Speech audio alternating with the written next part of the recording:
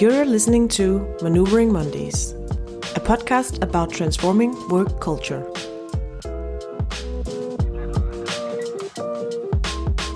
This is the second part of the episode, and in this part, we've invited one or more guest experts to share their best advice to Marie from Zebra Apps.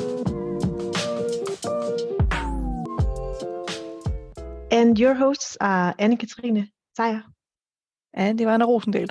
And for this commentary episode, we have invited one guest speaker to discuss the story part. Welcome to Benoit. You're a partner at The Ready, where you work with organizational design and transformations. And I saw on your LinkedIn page that your mission is to change how the world works from business as usual to brave new work.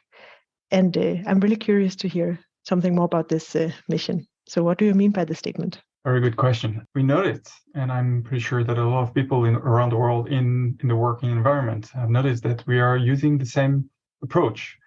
We've been doing that for years now. And when we look at even the first org chart that we like to present in our introduction, it's the first one that has been developed is from 1910.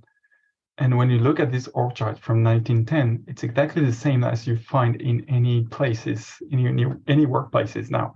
So what does that mean? It means that we've been using the same methodologies and same practices for more than 100 years. They're ready. We are a self-managed organization. We are practicing on ourselves what we bring to our clients, and we are experimenting all the time with all the most innovative approaches in terms of meeting management or meeting structure, ways of taking decisions, setting our strategic outcomes, everything that is around the 12 fields of the OS canvas we've developed. So we talk about OS because we think that the organization has an operating system.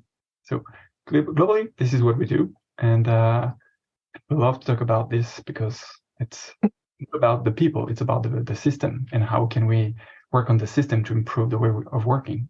And that's really interesting, and I think really on point for the episode we're going to talk about, the story part we're going to talk about today.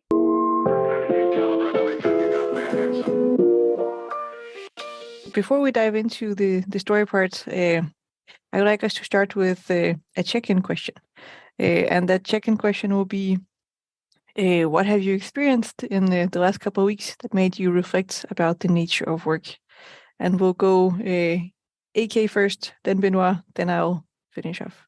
Something that happened in the recent weeks is that my baby had her 5 months shot, so she's been really upset.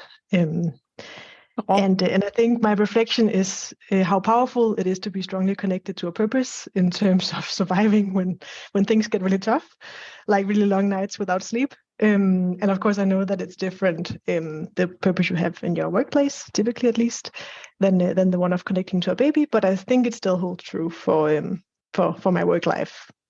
Like I really like to be connected to the purpose, to be motivated. So this has been very clear for me the past weeks. On my side, I would say we started to work with a new client, and one of the first mission we had is to connect with 2 different teams that are closely working together. One is working on research and development, and the other one on the digital side of products and services. And there is I experienced a real paradox about 2 teams that need to work more closely together, and that because they're already overwhelmed about all the project that they have, and the more we work with them, and the more they have they realize or get aware that they have gaps in the way they're working together. So there is this paradox of working together more closely to facilitate or make their workflow more fluid, and at the same time piling up new needs and new experiments or new projects. But indeed, it seems that just working on these specific gaps is really helping a lot the rest of the organization. So it's always uncovering something that felt obvious at first, and finally we're going in not a different direction, but it's like a balance to find each time, and we take something out to pull something new in, and it's an ever-going process. And that is interesting that when you interact with the system, then the system also changes, and then you interact with it in new ways. Yeah, it's it's also about realizing that some things, a bit like what I said at the beginning, you realize that there are some practices or ways of doing things that are not working at all, or used to work, but are not working anymore. So being capable of letting go and start something new, something that is what we call radical, but at a non-radical scale, is also bringing a lot of fresh air to the teams. Well, I'll check in with an experience that I've had the past 2 weeks. The past 2 weeks I've been in California, and I do improv comedy as a hobby in Copenhagen. And the past 2 weeks I've visited an improv theater in San Jose. I visited in 2 different theaters in San Francisco. And I both did classes and also watched some improv. And the funny thing is that it felt exactly the same as my own theater in Copenhagen. So it's funny that the culture of an improv group apparently is the same wherever you are.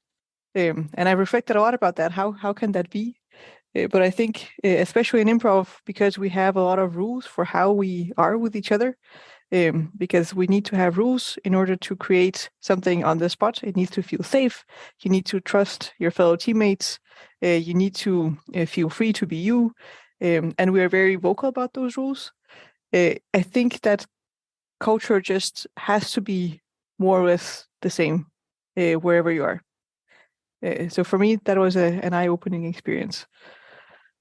I like the idea that there is a code of impro, and maybe it helps people to shape some behaviors around that.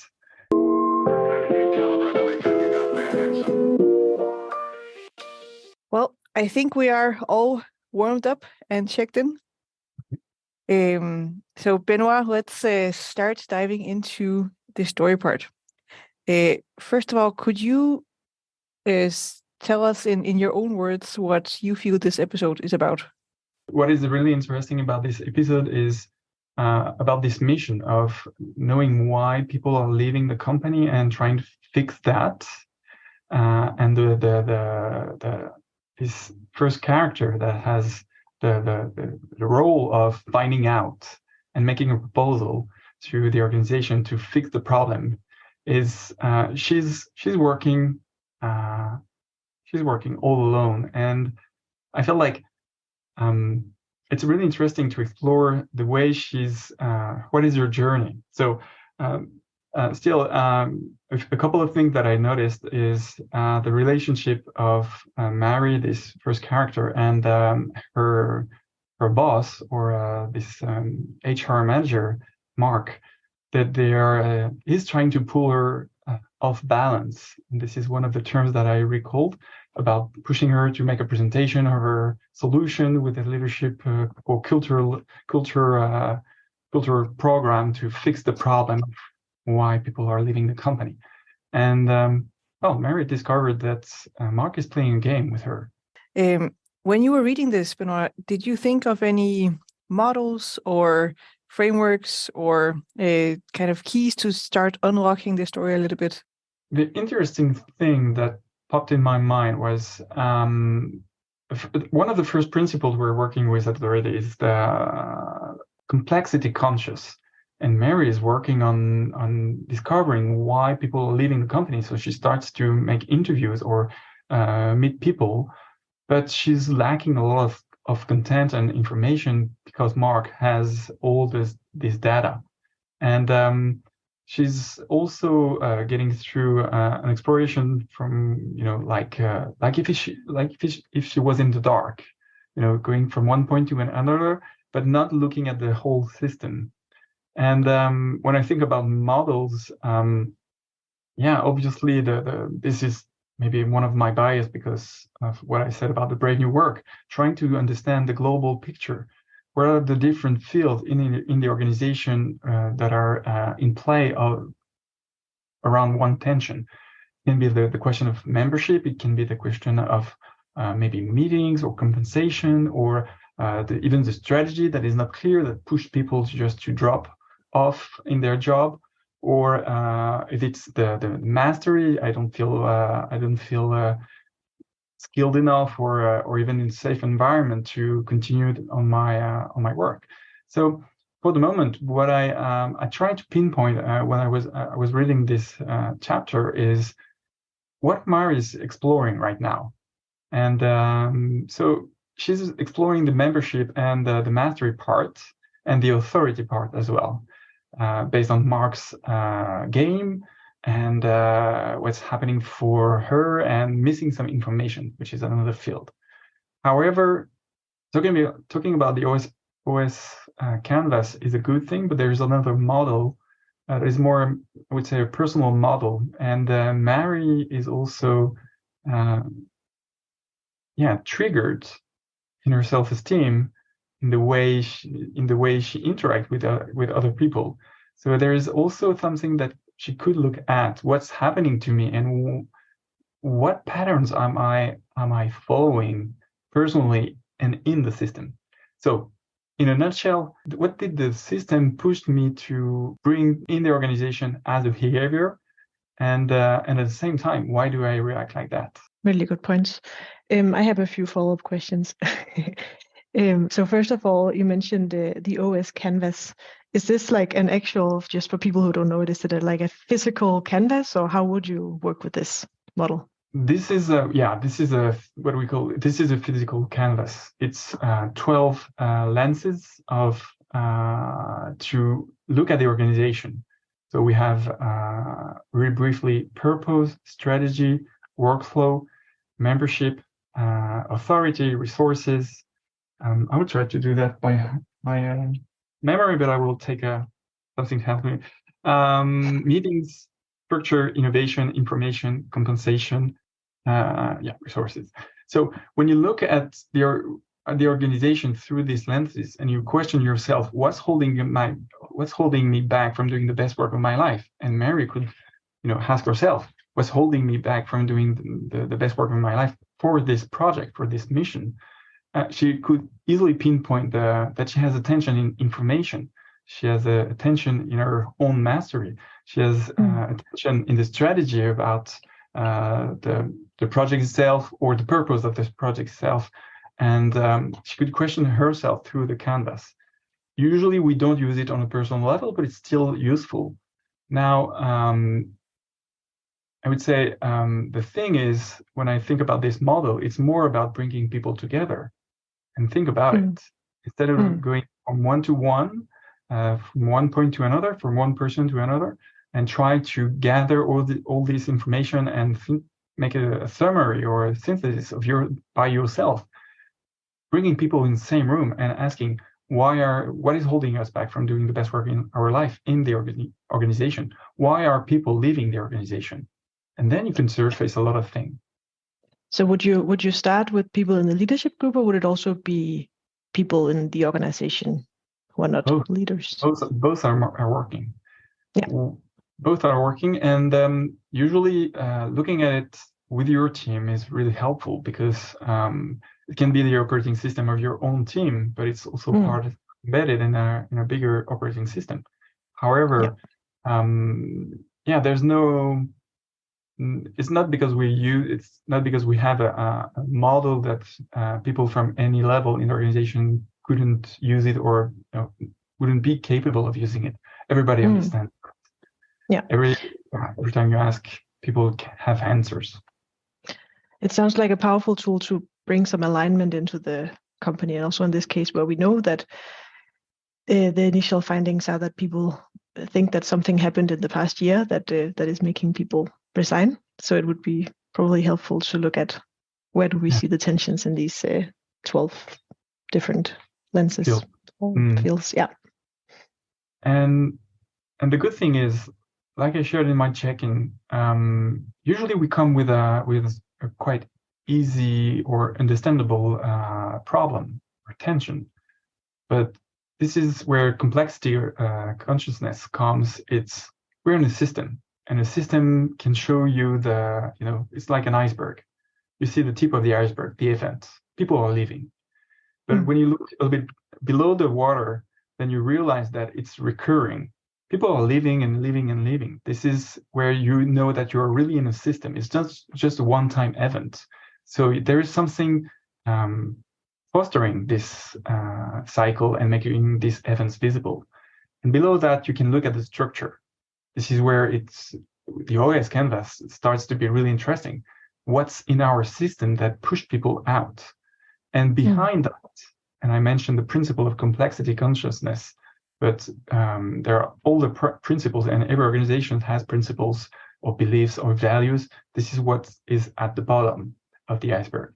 So when we use the OS canvas, it's a good entry point to be at a good level of understanding, not just focusing on the events, and understanding what's behind the we usually say the symptom. What are the real causes? Because in Mary's story, the story starts by the only difference with other organizations is that we don't have free Coca-Cola, which is, it feels like is this the solution? No, obviously not. We have to dig deeper, and for that we need some models to help us frame our thinking and understand differently, or at least ask us questions.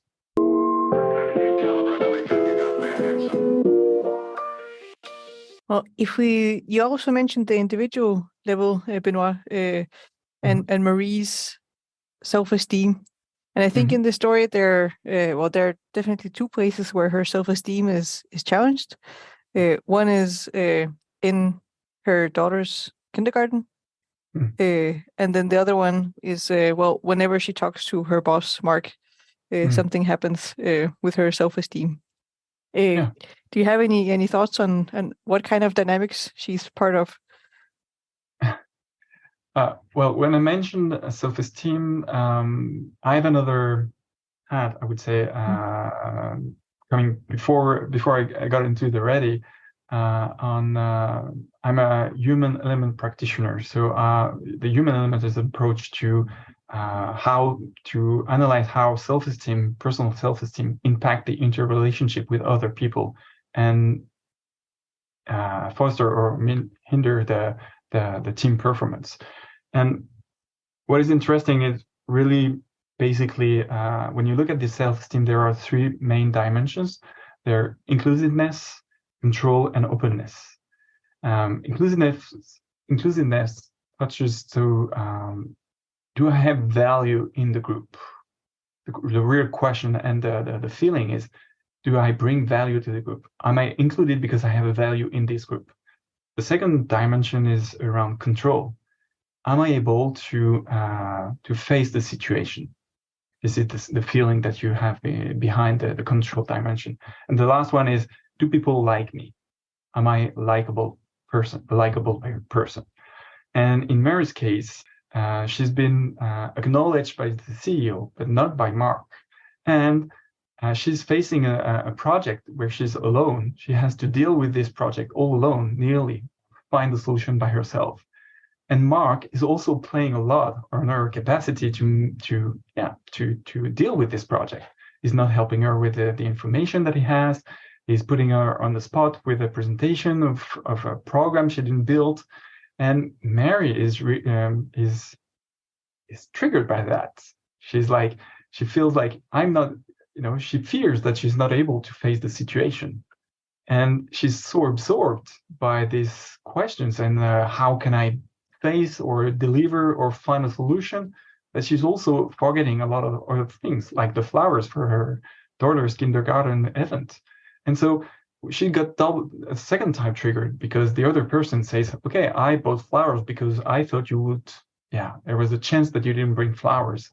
So this is where she got trapped in a spiral of ever trying to show the others that she's capable of doing the work, capable of being accountable, or make sure she holds her promise.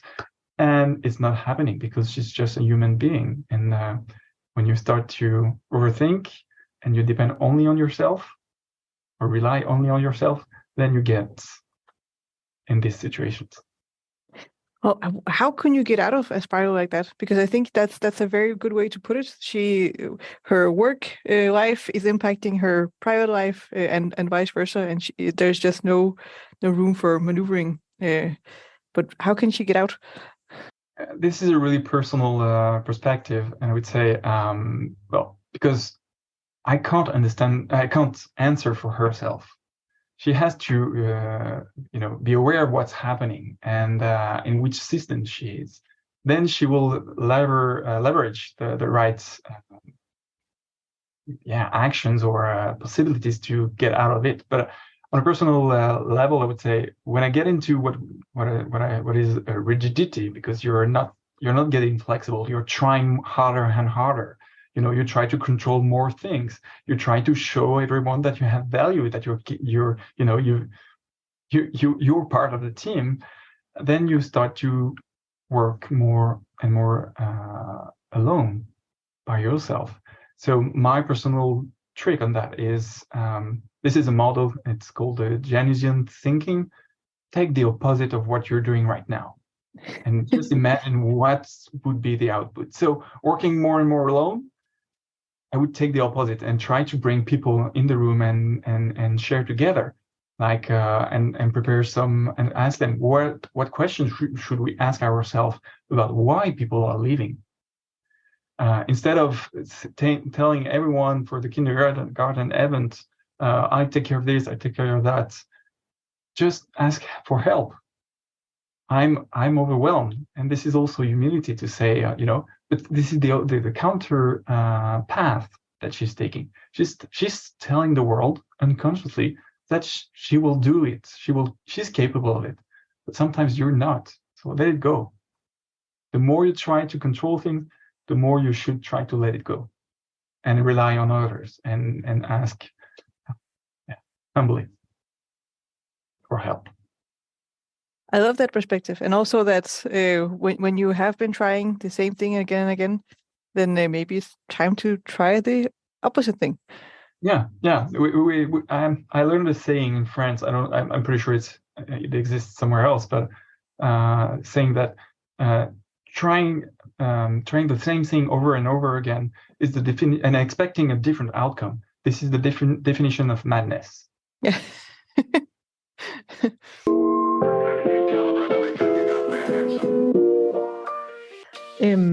And I was also curious to get back to what you said in the beginning about the dynamics between her and her superior Mark, because I think you also mentioned this this element of the story where she's realizing that that he's playing a game with her, and I think that would be interesting to just dive into. So what are your thoughts on their relation, and do you think she could do anything differently than what she does to improve it?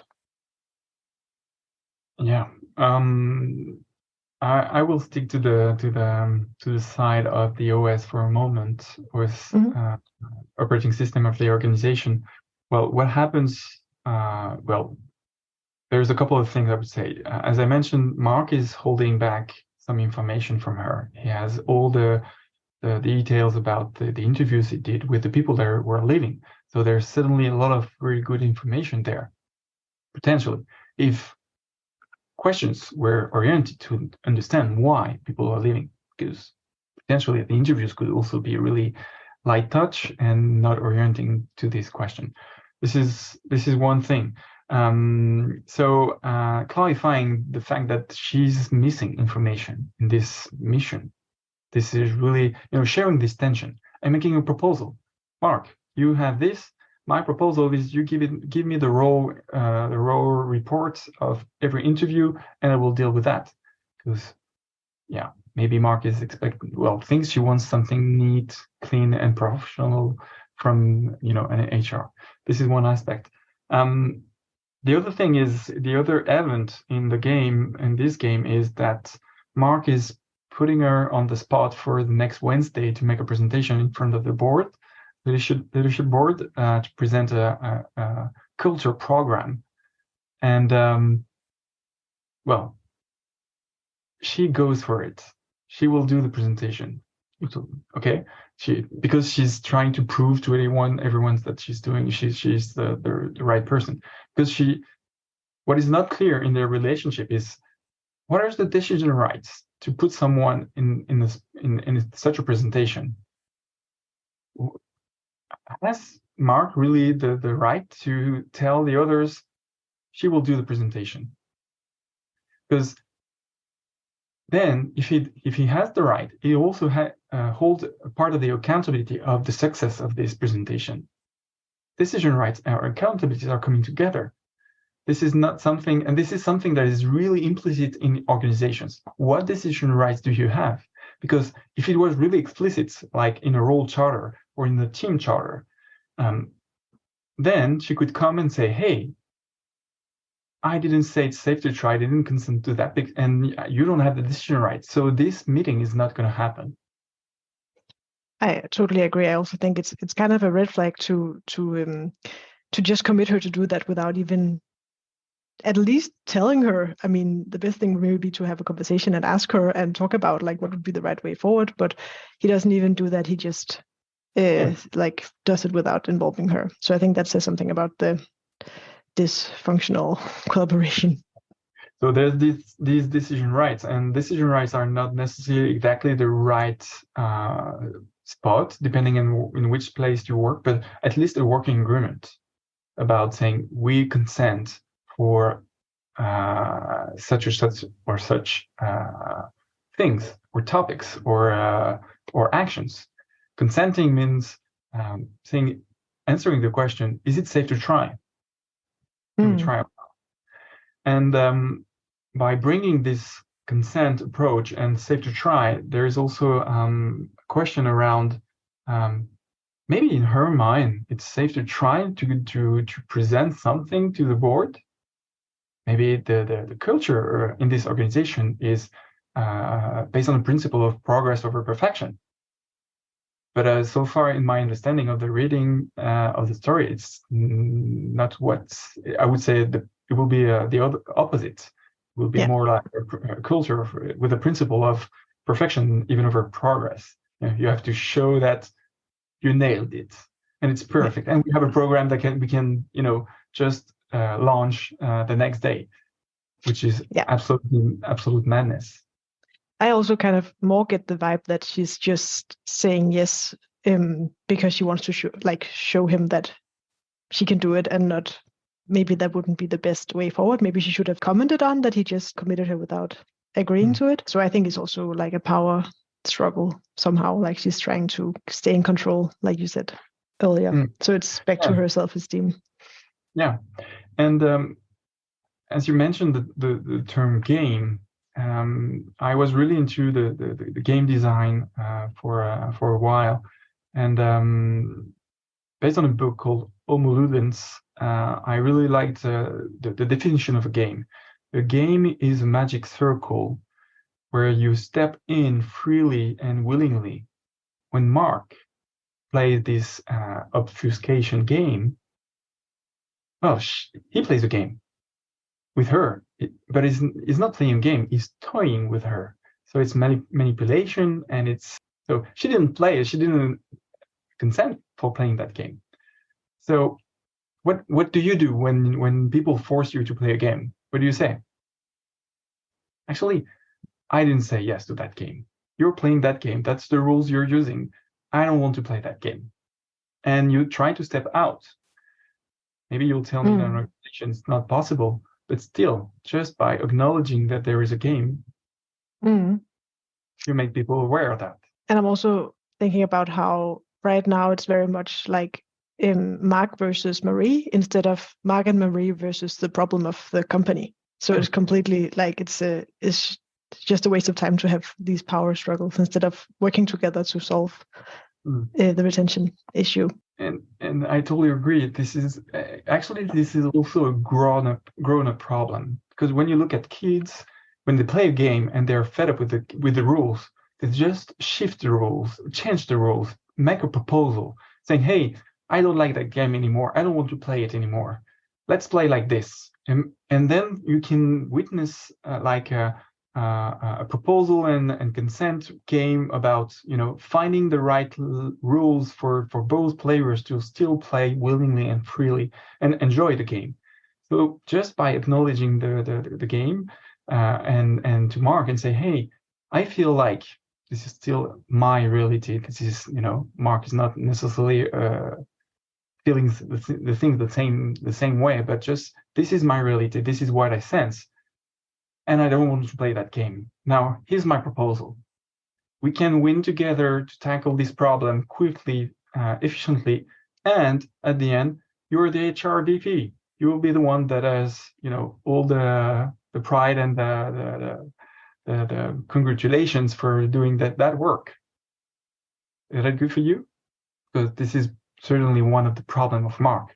He feels threatened by Mary and the fact that she has this mission and he doesn't. He's the HR VP. People are leaving because his HR policy is not working. That's what he believes, in my mind. Yeah, I think you're right. And I like the way that you frame that even in a workplace, the game is something that is voluntary and something that is up for negotiation. And something that needs to be consented to by all parties, or people can change the rules or leave. Yeah, well, actually, people leave because this is the last call that they have. But if you're in an organization where you feel a tension because you feel that the rules, the working agreements, the decision rights, accountability, everything that has been set up in that social game, don't hold you back, or is also maybe not working for you, then come up with a proposal. Say, hey, I'd like to change that. Do you consent? You'll never hear me do you agree? Agreeing is about personal preference. Consenting is about having a zone of tolerance. If you come to me with a new set of adjustments in the rules of the game between us, maybe you won't care about them. But if I ask you, do you agree? You will look for, is it cool? Is it nice? Do I like it? And you may say no. When I ask you, is it safe to try? Do you consent? Then it's just about, is there anything that is blocking me from, enjoying the game again? No. Then I can say, safe to try. And you have your adjustments in the rules, and it helps me work in a better way and feel more empowered or more joyful and happy to work with you. So this is one of the constraints of the organizations nowadays. The major problem of the organizations, their capacity to change. When we talk about change, it's not about changing the people, it's about changing the operating system. Because when you change the rules, and sometimes it's a tiny change, a minor tweak, and sometimes this is something huge, but when you have this capacity to change continuously, then you continuously adapt the game, and everybody feels involved and freely playing and willingly playing. So people won't leave. That's a really good point. And I actually also had a note on this about changing the operating system.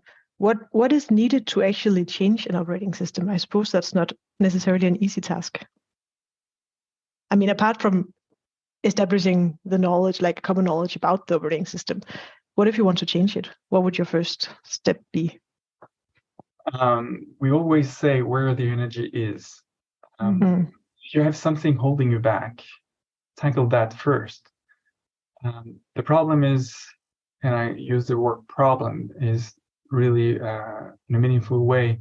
The problem is we think we should change everything because we've tackled a big problem, and that's pretty nice. The ego is talking there.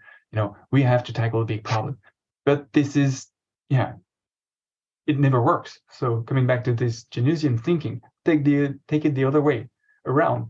Start small. Start with tensions and try to experiment something different. So based on the tension, make a proposal for a new practice, a new way of working together, a new rule of game together, and experiment.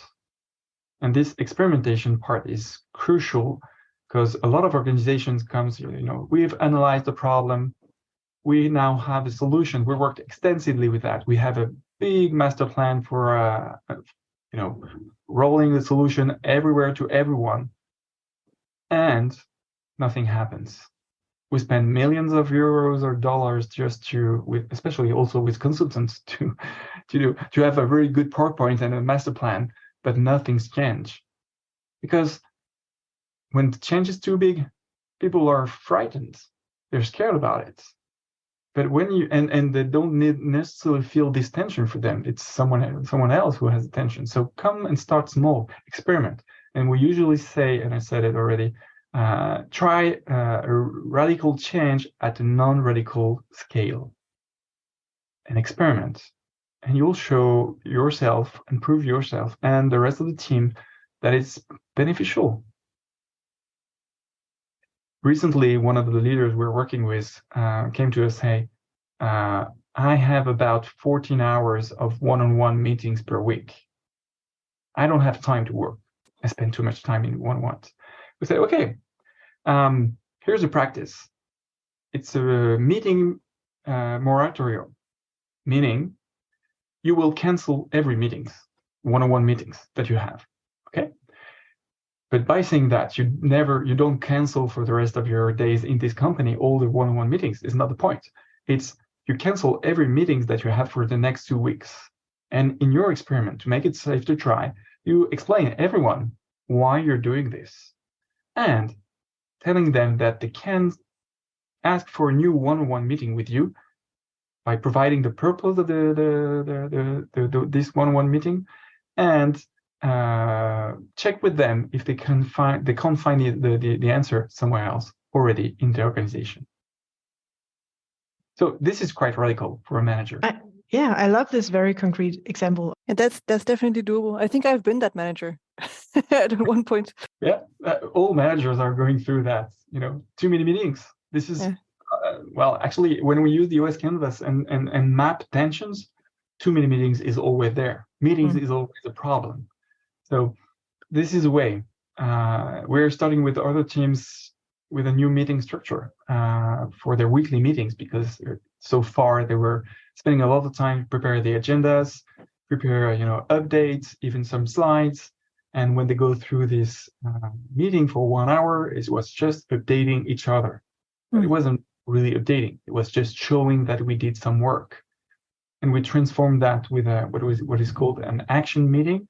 We have an article on Medium on that, how to host the best meeting of your week. And in this structure, it's more about actions and how to unblock the work. And the update part is like 5 to 10 minutes in an hour. And the major part is 45 minutes of triaging needs to unblock the work to the rest of the team. And we usually do that for 5 or 6 weeks in a row. And then we experiment. And we can say at the end, is it working? Is it helping? We retrospect on this experiment. And if everybody is happy with these new rules of the game, new game, they will say, okay, we govern that. We all consent to say, this is our meeting structure for the future.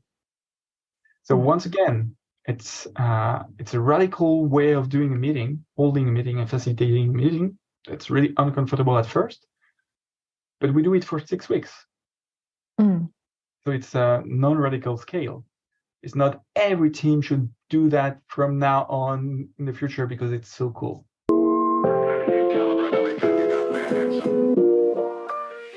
Benoit, what do you think? What would you like to happen next in the story?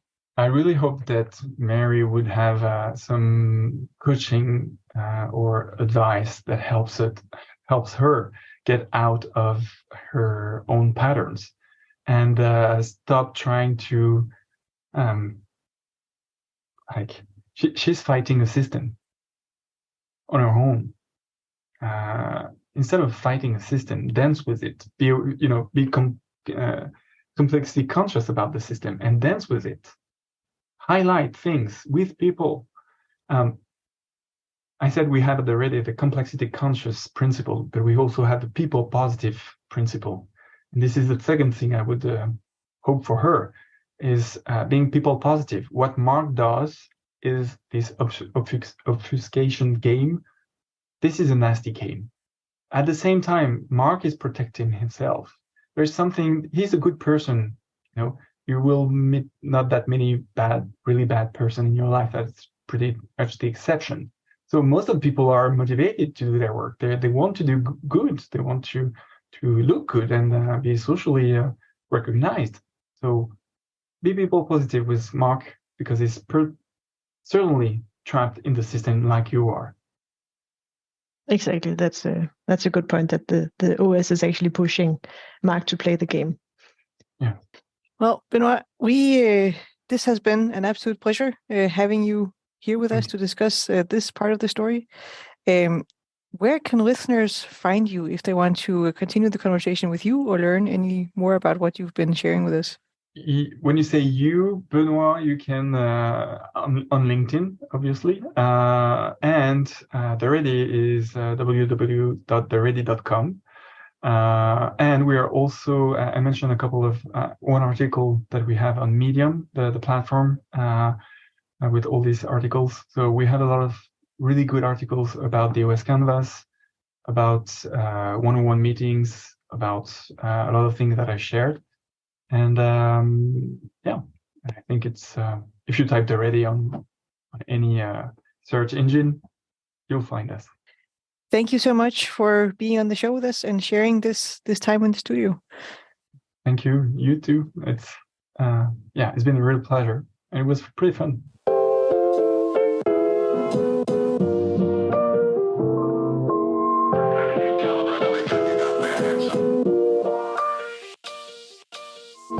You're listening to Maneuvering Mondays, a podcast about transforming work culture.